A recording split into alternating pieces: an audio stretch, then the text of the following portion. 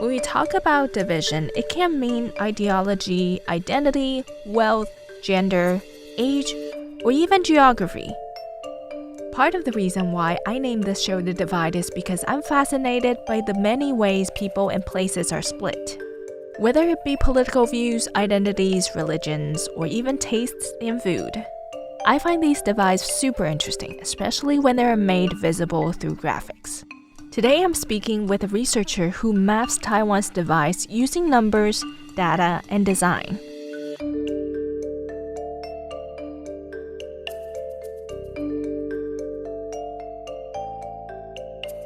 My name is Iris Xu. You're listening to The Divide.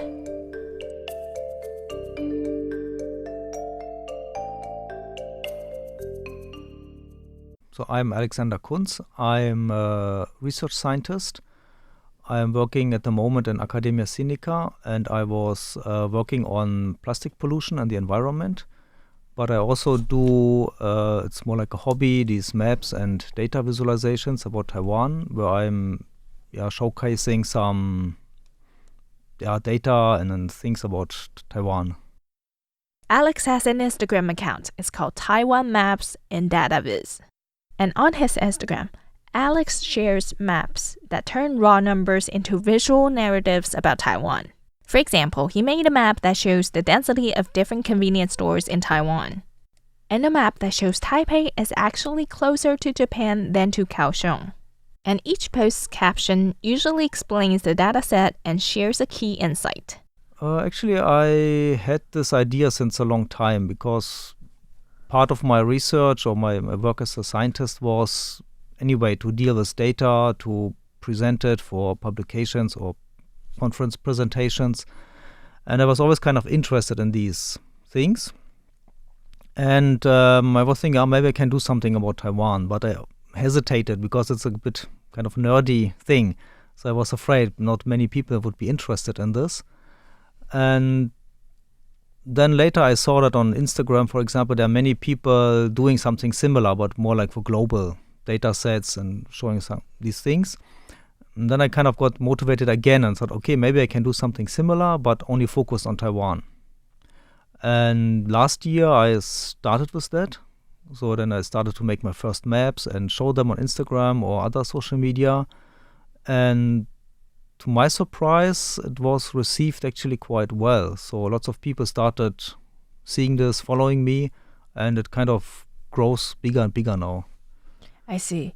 I've taken a look, and I am obsessed with numbers, and I'm so curious. How do you choose which topics to cover?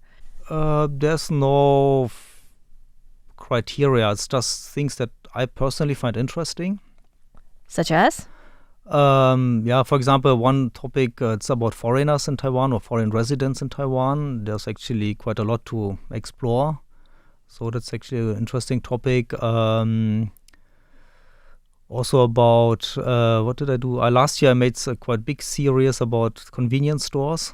So where I really counted all the convenience stores, mainly Family Mart and 7-Eleven, because they are the two dominant, and made different maps and visualizations about this.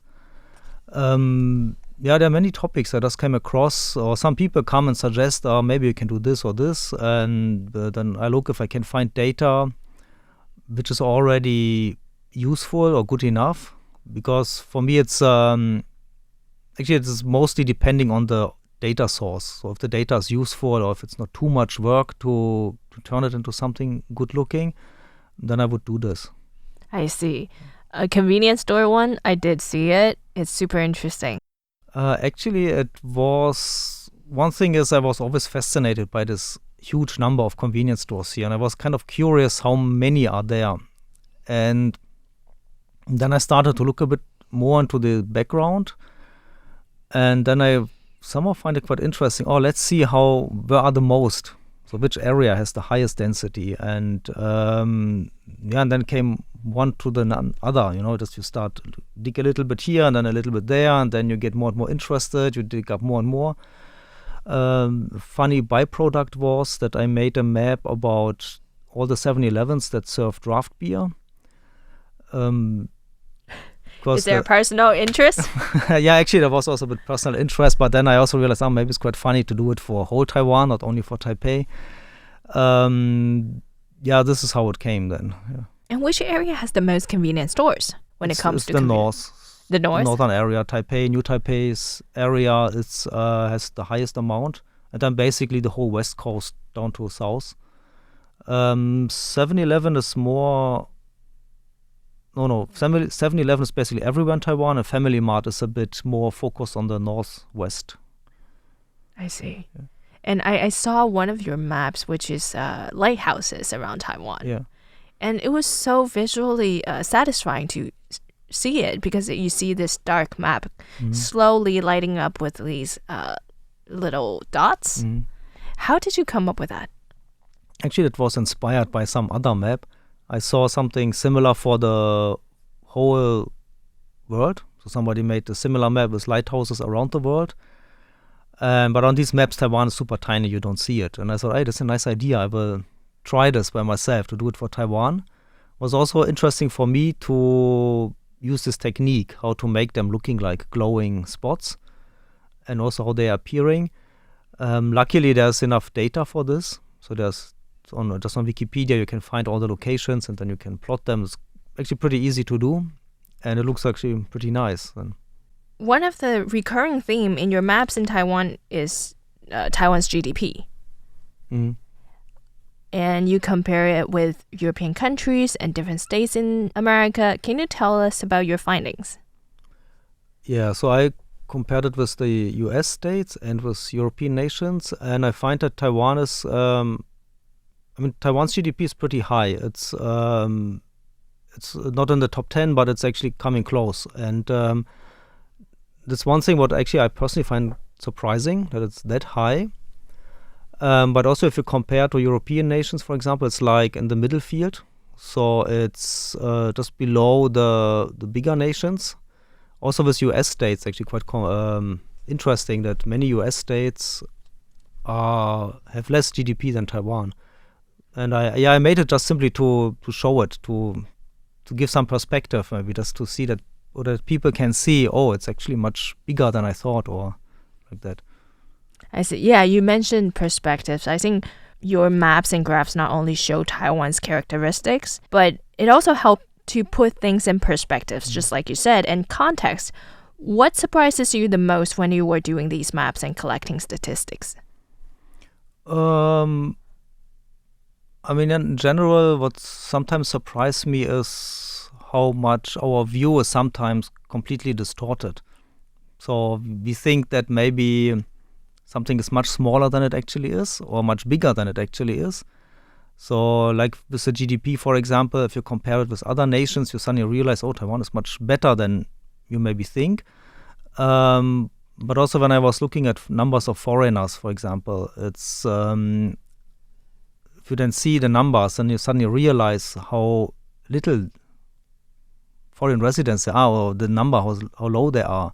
Or if you look more in detail about different nationalities or different regions, then suddenly, especially the number of Western foreigners is suddenly so low here. But you live in this kind of bubble, as a foreigner, you usually have your foreign friends from same country or similar countries, and you think, oh, there's so many of them, but then you realize, oh no, it's not that many. Yeah, often it's this kind of, changing a bit the view, or making it a bit, just realizing how it really looks like. I see. And do you find it easy to access stats and data for your work, or is it difficult to find? It's surprisingly easy in Taiwan. They have a lot of platforms for this. Basically every government agency, every office has some statistics. It's, in my opinion, actually a little bit too much, because they have almost everyone has some data portal, and you can download a lot of things. And I find it gets a bit confusing, because sometimes similar data does not match or is slightly different, so there can be some challenges. So a while ago I made a map about the birth rates and compared it with the death rate. So how many people are born, how many people are pass away every year.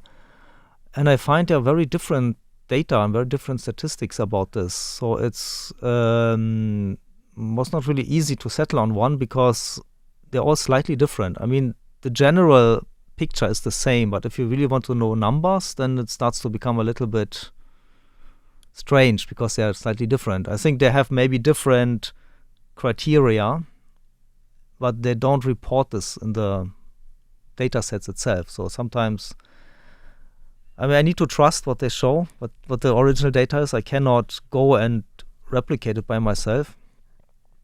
So different agencies show you like discrepancies when it comes to their data. Yeah, I mean, it's not very big discrepancies, but there's some small, and it can become a bit confusing, especially when you want to make like a time series. So like I said, these birth rate data, some show data from 1945 to today, others only from 1950, others only up to 2000 something, and then you want to maybe piece it together, but then you realize that, they don't match somehow. There's a period where they don't show the same numbers. Actually, they should, but they don't do. So you need to find some compromise then. I see. It must have driven you crazy as a researcher. No, I mean, that's a kind of normal when you're dealing with data, that there's always something missing or not really fitting or something is a bit off. You need to find either you find some compromise to work around, or you give up on that. I also had data where I just gave up on that and said, no, I will not. Like what? I found some things from the, Ministry of Transportation, and they had some nice data about cars in Taiwan, different things. And one was about car brands, how many cars of a specific brand are in Taiwan. I thought, okay, that's maybe interesting because you can see what's maybe most popular. But the problem was that they grouped them not really by brand, but by manufacturer. So, and there are some companies in Taiwan that produce cars for Toyota or for Mitsubishi, but they don't appear under Mitsubishi, they appear under that company name. I see. So that means then it's actually impossible to figure out. So when they say this company has made like 1 million cars, but you don't know how many of them are from Toyota or from Mitsubishi. So this data set becomes kind of not usable, at least not for what I wanted to do. I see. That's so interesting. And you mentioned that you also work as a researcher at Academia Sinica. Can you tell us about your work there? Yeah, so I am now about finishing my work there. I had a research grant for 6 years that was about plastic pollution. So I was working mainly about microplastic pollution in Taiwan, different areas, beaches and rivers. We did many studies about the rivers in Taipei and Taichung, and also about the coast. I was also working with Greenpeace together. We had some projects here in Taiwan and Hong Kong, and with some local Taiwanese NGOs. Everything related about microplastic, how much there is, where it comes from. And about a month ago, the New York Times published a series of articles about microplastics, and people are talking about whether they are harmful to human bodies or not. Yeah, that's a bit the question. It's not really clear at the moment. So research is now just at the beginning when it comes to the health impact. There are lots of experiments with animals, so they know that microplastic can have harmful impact on tissue or on bodies, because it can either damage the tissue by itself or it can release harmful chemicals into the organism. But it's not clear how much it will do to humans. So that's still under investigation, under research. Maybe there is something, maybe not. It's also very difficult to do these experiments with humans. I mean, you cannot feed humans with plastic and see what's happening. So there's a bit the ethical question. The other problem is actually with this kind of research, there is no control group anymore. So that means there's no single human on this planet who was never exposed to plastic. So you actually don't know how a non-exposed person would look like. That's actually quite challenging thing. That's so interesting. And what's the situation in Taiwan? In terms of pollution, it's quite Yeah, I mean, it's a bit weird to say. It's kind of normal because if you look compared to globally or in Asia, Taiwan is not, of course, Taiwan is not clean, but also not extremely dirty. It's kind of, compared to other nations, somewhat in the middle. I mean, the government has done a lot of effort in recent years to clean up or to find ways of minimizing the pollution, but it's still there. There's a lot of effort. Still a lot of effort to do. I don't know about any kind of health impact. There are some studies that say that people in Taiwan have quite high levels of, there's some special chemical compound you can find in blood. They found recently some people, they have quite high levels of that. That's because of all the plastic exposure here. Yeah, how's the situation? I mean, of course it's not great because we have the pollution. It's not extreme like maybe in other Southeast Asian countries. There are some extreme cases where rivers are completely full with trash. I mean, it's not that extreme, but you find quite a lot of trash in the nature here. I see. And going back to the maps and data visualization, have you done similar work on other countries or simply Taiwan? No, I focus only on Taiwan. Maybe also Taiwan comparing with other countries, but I want to focus on Taiwan because there are many other people doing other countries. So, but Taiwan is a bit a niche, and I want to stay in that field. And what's by far the most interesting map that you have made?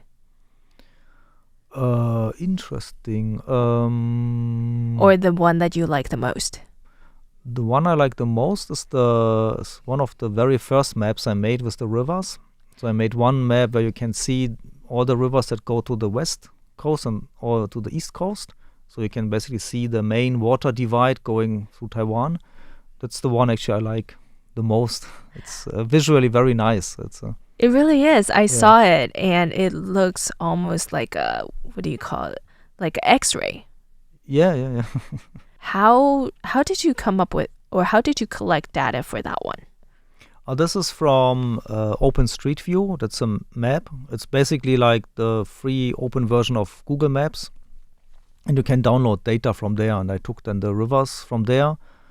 And then I had to trace, there are ways how you can trace these rivers and then basically assign which one is east, which one is going to west. There was a bit work to sort them out, and then it's done. It's actually relatively straightforward to do.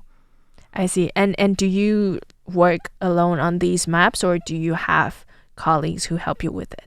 No, at the moment I do everything alone. Yeah. That's a lot of work. It depends a little bit. Some take time, others can be done quicker, especially once you have set up like a workflow or you have some templates. All these maps I make now about like foreigners in Taiwan, they have some templates, so it's relatively quickly to do. But if it's something really new or a new technique or some new style, then I also need to figure out how to do it, see how, like with the lighthouses, for example, that was a new technique for me, so I had to figure out how to do it. Where can we find your work? So you can follow me on Instagram, Threads, Blue Sky, and Facebook. What's your Instagram account? The Instagram account is Taiwan Maps and Data Viz. It's basically Instagram, Threads, and Blue Sky have the same name. You can also find Alex Kunz's work on his Facebook. Go to facebook.com/Alex Kunz Taipei. That is AlexKunzTaipei, where he shares his observations of lives in Taiwan in English and German. And his most recent work is about weather, where he made a very controversial and funny map that divides Taiwan into 2 sections. Go check it out and let me know what you think. Thank you for listening to The Divide. My name is Iris Shi. You can reach me at ihsu@rti.org.tw. I look forward to your emails. Until next time.